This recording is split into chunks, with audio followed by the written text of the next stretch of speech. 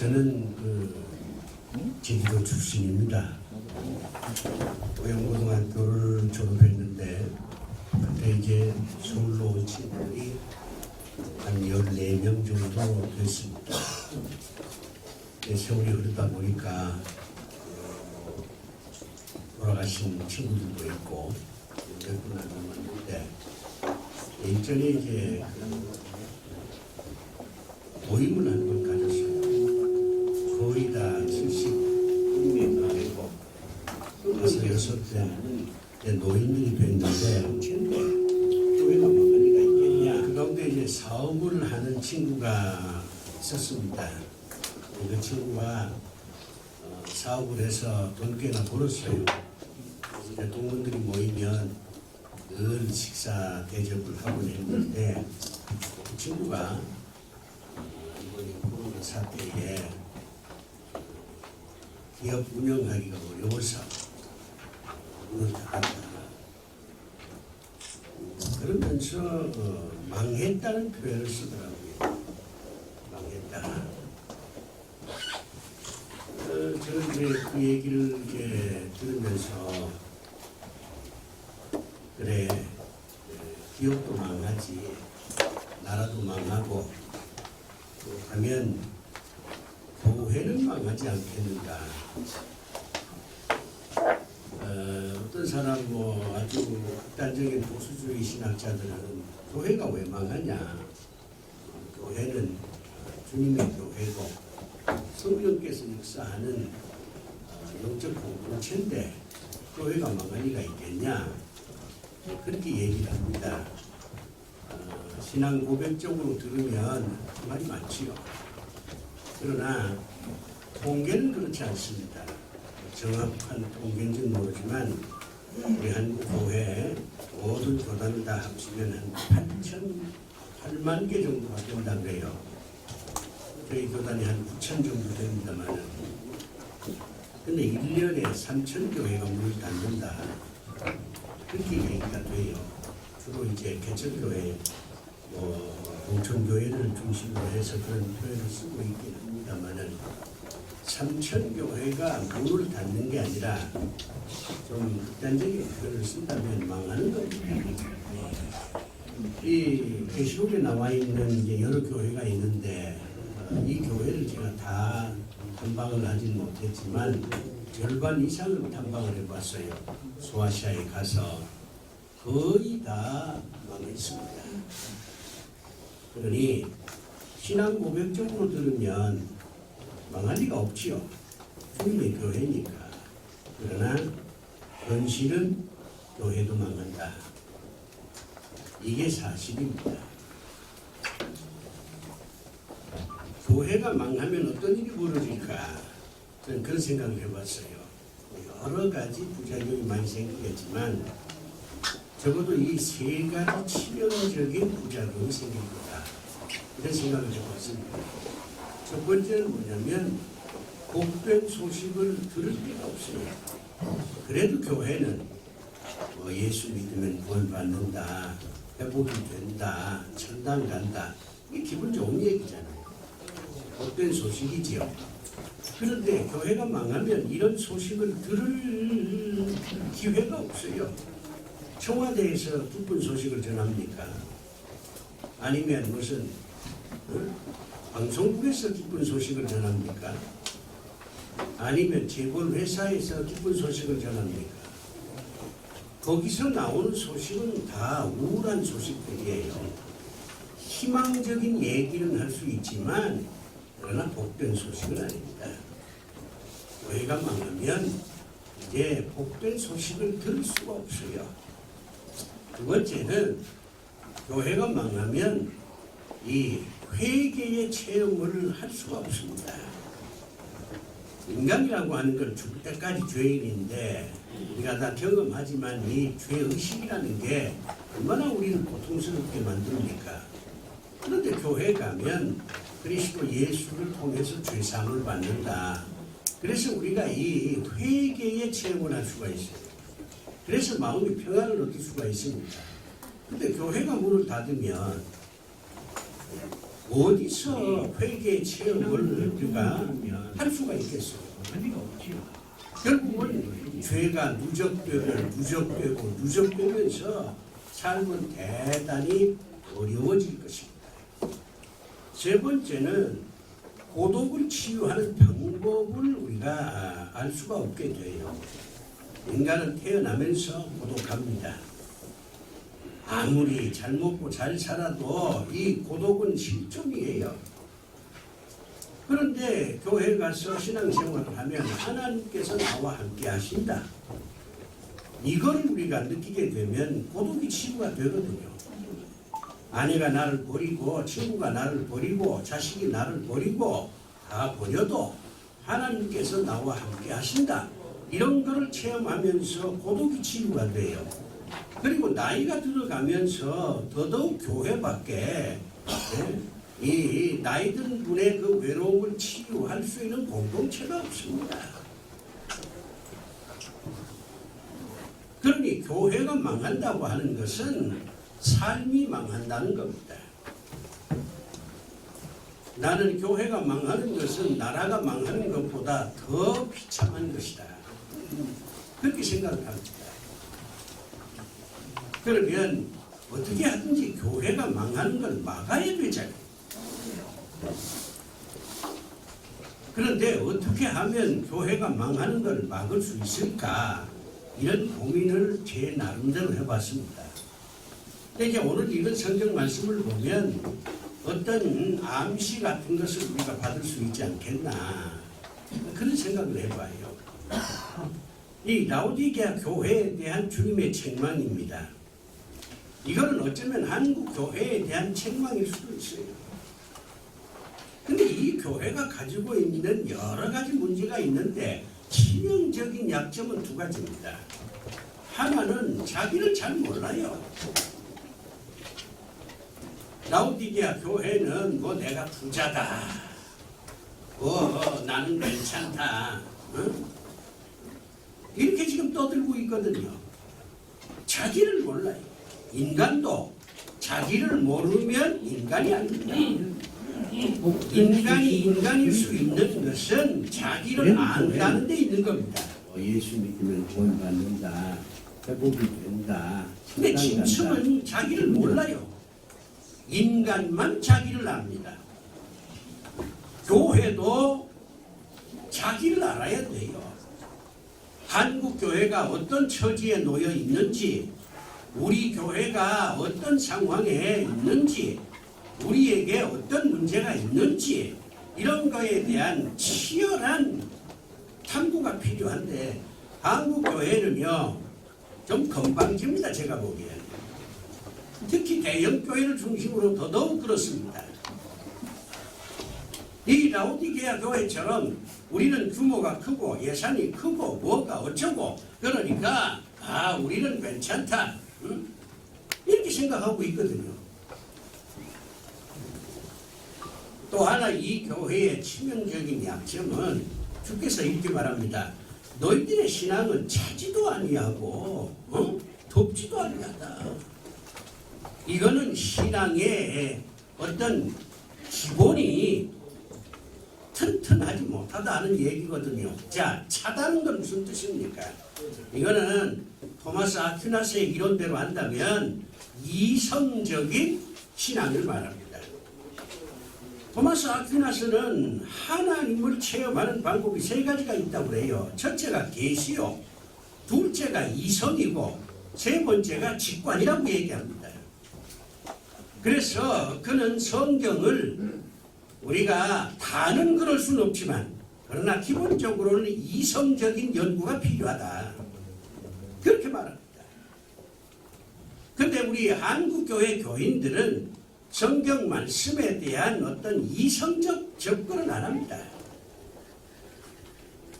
그러니 아주 어떤 깨달음에 근거한 신앙이 없는 거예요. 뜨겁다는 건 뭘 의미하는 겁니까? 이건 체험이 없다는 거거든요. 신앙이라고 하는 건 체험이 참 중요합니다. 체험한 사람들은 나름대로 뜨겁습니다. 그러니 깨달음도 없고 체험도 없고, 그러니까 너희들의 신앙의 기본이 그 기초가 없다. 기초가 없는 데서 모든 걸 하니까 결국에는 무너지는 것이 아니냐, 이렇게 주께서 말씀하시는 거예요. 저는 한국 교인들이 이 유형에 속하지 않나, 그런 생각을 해봐요. 저는 33년 동안 목회를 하면서 많은 교인들을 이렇게 접하는데, 결국 어떤 이성적 접근을 통해서 성경 말씀에 대한 깨달음도 부족하고, 그렇다고 어떤 무슨 체험도 없고, 그저 관습화된, 습관화된, 형식화된 이런 신앙을 가진 사람들이 참 대부분이다, 이런 생각을 해봅니다. 그렇기 때문에 교회의 기반이 튼튼하지 못하니까 무너질 수밖에 없다는 거죠. 저는 한국 교회에 대해서 굉장히 비관적인 전망을 합니다. 이 라오디게아 교회하고 이렇게 비슷하니까, 야, 이거 참 우리 한국 교회가 위험하다, 이런 생각이 들어지는 거예요. 그렇다면 처방이 없느냐? 우리가 성경 말씀을 묵상해 보면 우리 하나님께서는 문제를 지적하면서 동시에 방법도 제시를 합니다. 그러니까 오늘 이 교회에 대한 주님의 방법은 뭐 크게 두 가지예요. 하나는 열심을 내라는 겁니다. 오늘 본문에 그러잖아요. 열심을 내라. 이 열심은 신앙생활을 좀 열심히 하라, 그런 뜻일 텐데, 뭐에 열심을 내야 되느냐? 예배와 기도하는 것에 열심을 내야 된다. 이게 신앙의 기본이에요. 어떤 분은 선교가 교회의 목표다, 그렇게 얘기합니다. 맞는 얘기죠. 그런데 선교를 하려면 예배와 기도, 이게 밑바탕이 되질 않으면 선교를 할 수가 없어요. 이번 코로나 사태를 통해서 뭐 제가 너무 민감하게 생각하고 있는지는 모르지만은 이 예배를 안 드리잖아요. 나름대로 여러 가지 이유는 있습니다. 그러나 그런 가운데서도 좀 더 방법을 연구를 하면 얼마든지 예배를 드릴 수가 있어요. 3부 예배 드리는 교회가 10부 예배 드리면 되는 거예요.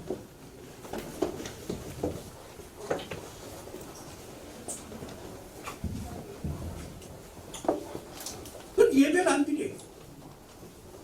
기도도 옛날처럼 뜨겁지 않습니다. 기초가 무너지고 있어요. 그렇기 때문에 한국 교회는 이대로 가면 망한다, 저는 그렇게 생각합니다. 다시 열심을 내서 예배 드리는 것과 기도하는 일에 충실해야 됩니다. 기본에 충실해야죠. 그리고 나야 봉사도 되고 선교도 되고 무슨 연합사업도 되고 다 되는데, 이 기본이 흔들리니까 다른 거 아무리 해봐도 소용이 없습니다. 두 번째는 우리 주님께서 이 교회를 향해서 회개하라, 그렇게 말씀합니다. 주님이 개개인에게 회개하라는 게 아니라 교회에 대해서 회개하라고 하는 거예요. 저는 이 부분에 대해서 많은 생각을 해봤어요. 우리 개개인이 회개할 건 많지요. 그런데 교회가 회개해야 된다 할 때 뭘 회개해야 될까? 저는 맨 처음 떠오르는 게 한국 교회의 신학이 회개해야 된다고 생각합니다. 한국 교회의 신학이 뭔지 몰라요. 여러 교파가 있으니까 나름대로의 신학이 있지만, 그래도 기본적인 어떤 공통의 신학이 있어야 한국교회 전체가 함께 나갈 수 있는데, 이건 뭐 이것도 아니고 저것도 아니고 각 교단이 다 자기 나름대로의 신학을 가지고 있습니다. 하나님도 한 분이고 그리스도도 한 분이고 성령도 한 분이라면 각 교단이 따로따로 떨어져 있지만 기본적인 골격은 같아야 될 거 아닙니까? 거에 대한 논의가 전혀 없어요.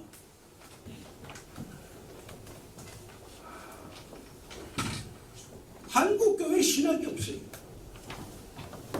동성애, 무슨 차별금지법 이거 자꾸 반대하지 않은데 반대를 하려면 이론적 근거가 있어야 되잖아요.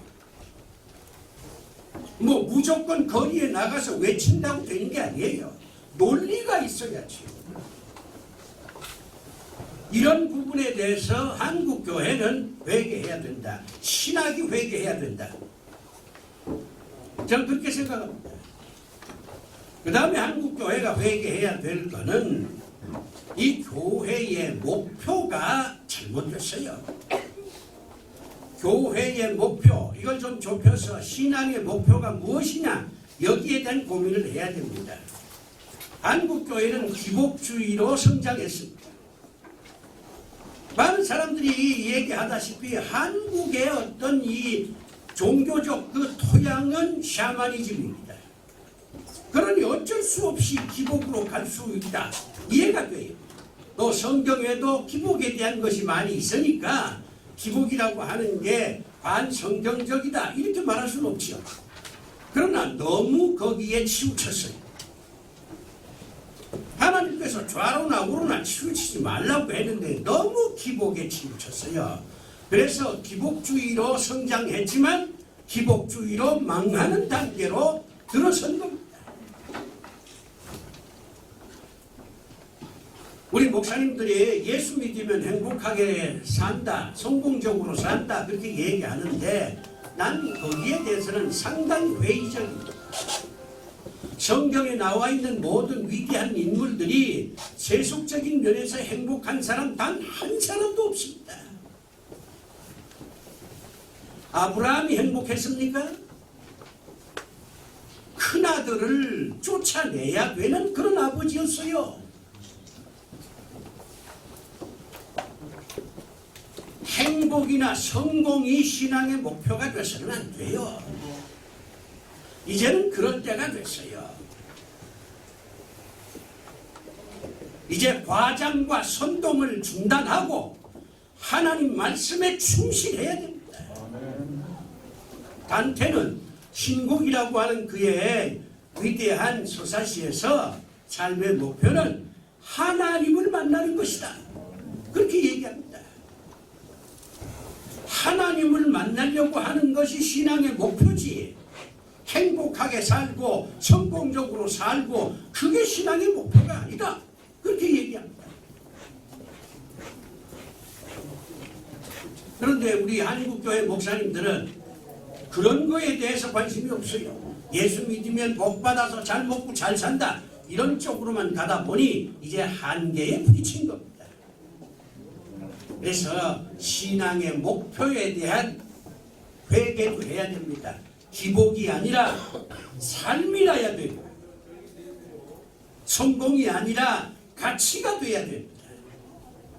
그래서 다리 하나가 잘라져도 웃을 수 있는 그런 사람들을 만들어내야 돼요.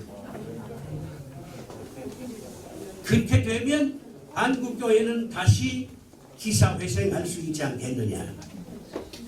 오늘 읽은 성경 말씀을 통해서 제가 깨달은 게 그겁니다. 이대로는 망합니다. 너무 힘이 없어요. 정부가 뭐라면 꼼짝 못하고 교인들이 뭐라고 그러면 또 꼼짝 못하고 이래가지고서야 어떻게 교회가 제대로 설 수가 있어요. 우리 세기총은 미약한 단체지만은 다시 한번 세기총의 가치가 무엇인지 우리가 추구해야 될 게 무엇인지 재점검해야 할 단계가 왔다고 봅니다. 벌써 8년 차가 되잖아요. 그러면 좀 더 한 단계 더 성숙해야 되고 좀 더 모든 면에서 조금 더 남이 볼 때에 더 괜찮은 단체고 정말 가치지향적인 단체구나 이런 거를 인정받을 수 있도록 우리 내적인 개혁이 필요해요. 그러면 하나님께서 우리를 축복하실 겁니다. 우리 하나님은요 아무나 축복하는 분이 아니세요. 하나님의 뜻에 합당한 자를 축복하지. 그저 생활은 엉망진창으로 하면서 새벽 기도만 열심히 하면 하나님이 복을 주십니까? 이거야말로 기복이지. 그래서 이번 이 8차 총회를 통해서 우리 내부의 문제가 무엇인지를 심도 있게 재점검하고 우리가 추구하는 가치에 대한 재정립이 필요하다. 그러면 세기총도 더 발전하게 될 것이고 더 나아가서 한국교회도 오늘 본문에서 지적한 주님의 그 질책을 잘 받아들인다면 다시 한번 기사회생할 수 있는 기회가 주어지지 않겠느냐. 저는 그렇게 생각을 하고 오늘 제가 깨달은 것을 여러분에게 전했습니다. 감사합니다.